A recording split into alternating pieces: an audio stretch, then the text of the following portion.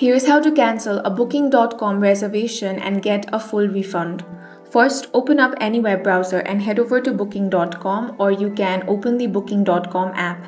Make sure to log into your account.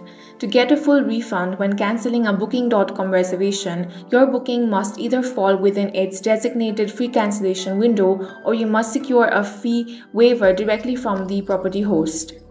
If you meet these conditions, Booking.com will process your refund automatically, though banks may take 7 to 12 business days to return the funds to your account. Now, if you are eligible, then all you want to do is tap on the profile icon at the top right corner of your screen. From here, select the option of Bookings and Trips. Here you want to find the specific reservation that you wish to drop. Then select that. Now tap on Cancel Booking button. Select a reason for cancelling from the pop-up menu. Now click Cancel Entire Booking to finalize. Now you want to wait for the confirmation email containing a $0 cancellation fee summary for your records. That's all for this video. If you found it useful, make sure to hit the like button and subscribe for more videos like this.